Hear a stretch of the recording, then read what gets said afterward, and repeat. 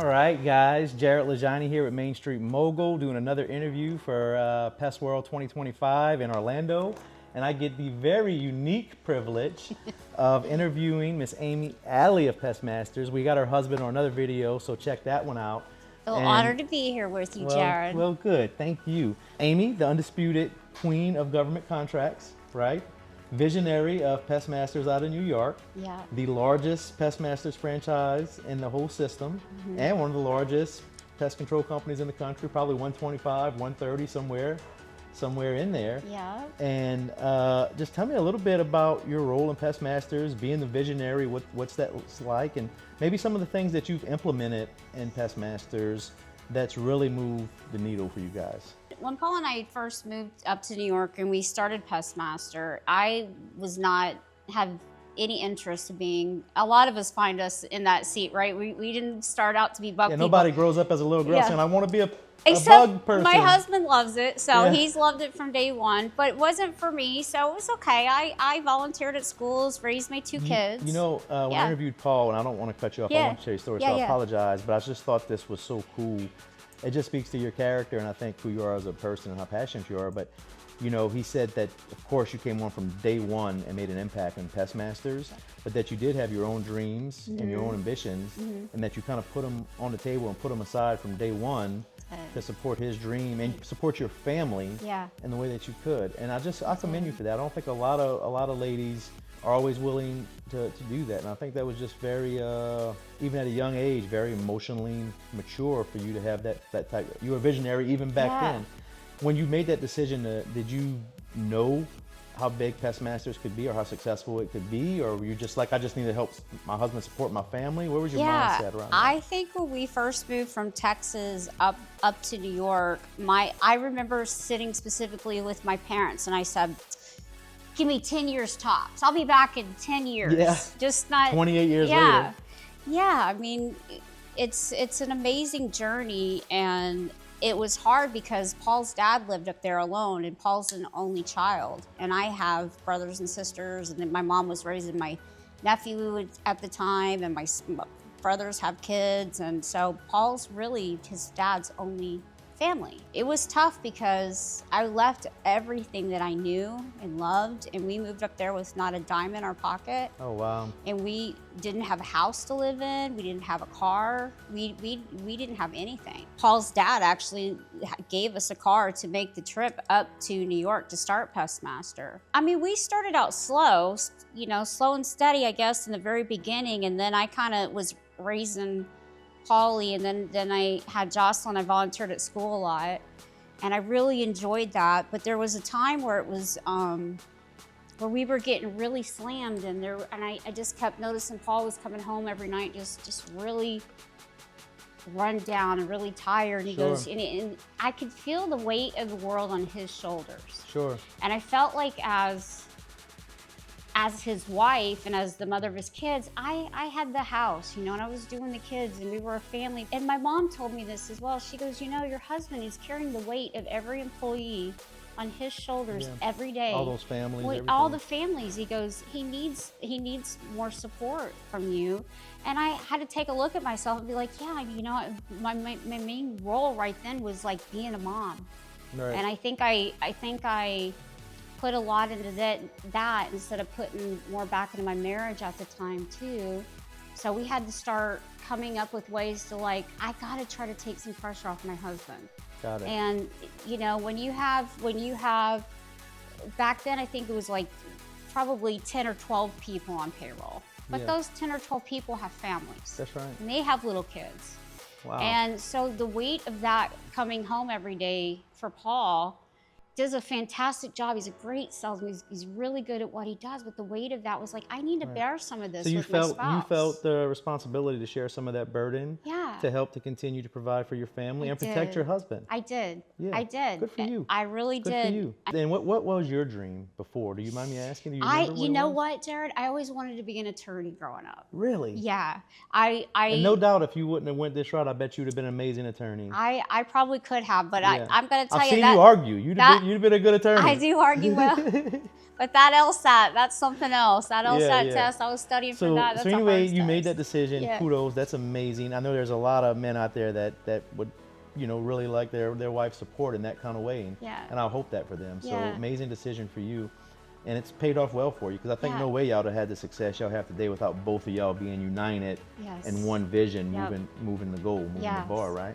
What's one of the first things you did when you got involved with Pestmasters that really moved me? Like, you came in, you're working there now, you committed to it, you're helping your husband, you come into the office, I assume? I come into the office, and there's already staff in the office, so it was already like me moving in, trying to really sit and see how the organization was working. And I noticed immediately that it was so very inefficient. And I said, how can we implement stuff to put into play to make things more efficient, where your job is not going to be as hard and your job is not going to be as hard? Wow. Let's take some of this off. Sounds like you came in and kind of filled the integrator role almost instantly to me. Putting systems and efficiencies. I first off, certified payroll is a big deal when you have a lot of government contracts, and we needed one key person to be doing that, and they have to deal with payroll what directly. Is that again? Because I don't think everybody would be familiar with it. What's it called? So it's called certified payroll, and in New York, there's 3 different zones you have to pay in: Zone 1, Zone 2, and Zone 3. And every county, in all the counties that we're in, there's 3 different pay zones you have to pay people in. And once they're on property, you have to prove, even just with a school contract or a city contract, you have to pay prevailing wage. Got it. And with the prevailing wage is a certified payroll at the end of the month to show them that you paid. So it's a lot of bureaucratic paperwork that you have to do government work. But we hadn't. And it almost sounds like it would be a full-time job for one person. It is. And when you came on, there really wasn't a person doing that? Everybody was handwriting stuff in, and I'm like, this is... Right. I'm like, we're not So we can't were they do still that. using paper when you got there? They were still using paper. So did you come in and actually take them from paper to... So tell me how you did that and what that looked like. Well, that was a fight, actually. So that was like, What? I had to pull... Fight? With who? I had to pull everybody off of Excel and move them over to Google. Anything worthwhile usually is a fight. And it's not that people probably didn't realize that it was a good thing. They didn't. People just get comfortable doing what they've always done. Anytime you do any change in a business, you're going to get some blowback. So I always say, if your people are giving you a little pushback, you're probably going the right way. I hate to say that, but that's usually the truth. It's 100% true. The right thing's usually the hard thing. It is actually absolutely 100% true. And even just to get Paul to like team up with me to go at everybody else, like even our truck check sheets were on paper, our chemical supply requests were on paper, and I'm like, how are you guys getting this data and collecting it? So Paul sounds like he was really in his strength. Being really technically excellent, doing the sales, having the growth. Yes. But kind of at that point in his career was kind of lacking on the back end, the infrastructure, the systems. Sounds like that's where you came in and really your strengths met his strengths. And I bet the company really started to skyrocket from that point, right? Would that be fair? We did. I think we jumped from like 1 to 5 million within a couple years once we got the efficiencies into play, and everybody jumped on board, was like, hey, this might work. Behind every good man's a great woman. Well, we know that, right? We know that. No. Well, that's awesome. So you brought them from paper into digital, put some systems into place. Yeah. And then what did you evolve to in the company from that, like being an office manager? Yeah, I kind of let the office manager role be that. I kind of jumped into like all the HR stuff and just getting us compliant with everything. Stuff was so dated that we needed to really tighten everything up, especially with government contracts. You always need to make sure you're compliant with every law. So I really got involved with ADP and their HR teams and came up with a bunch of protocols for that. When I interviewed Paul, he kind of mentioned that you guys are kind of starting to help other people get involved in government contracts. Yeah. Are you very involved in that side of it? I do. I came up with like a whole onboarding package thing for anybody that wants to get in our government contract stuff. We have a whole onboarding packet that I've done online, and I just send you a form and you get it filled out. That way we can start bidding stuff for you guys.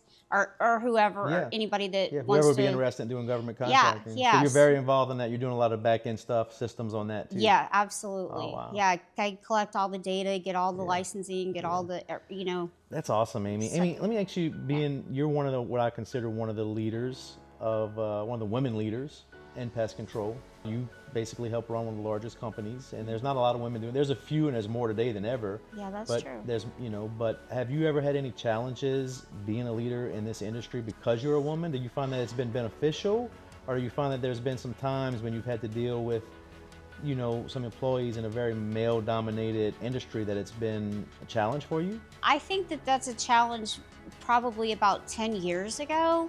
But I think I came in playing nice, and I think sometimes when you come in to try to play nice instead of being the boss and setting the standard, I had to pivot and set the standard. So would you say it wasn't so much that you were as a woman, but it's the way that you were approaching it that they kind of took advantage of that? Yeah, I do. And then once you kind of learned and you was like, okay guys, I'm going to approach this with a little more sternness and kind of take charge of the situation, then you got a different outcome. Yeah, because I think I see what a male role can do that, and it's nice to be able to take that attribute from a male and try to implement it myself to try to like get to the stature I think that I'm. So would you see like Paul would talk to them and they would immediately line up and listen, and you would try to do it the same way, just nicer, and you wouldn't get the same amount of response. That's very true. Very true. Okay. Yeah, so I think once I took a harder stance and approach and tried to do it a little bit more Which alpha probably was male, a lot of self-growth for you because you're naturally just a soft and very feminine woman. So you probably had to reach into yourself and kind of have some growth or reach more into your masculine side, so to speak, a little bit. You really do, especially because it's a male-dominated film. It is. Field, so I get that. But we've had a lot of progression in the industry. We have more women techs, more women leaders, more women CEOs now than we ever did. So it's amazing. It's really amazing. Everybody makes room for everybody. Yeah.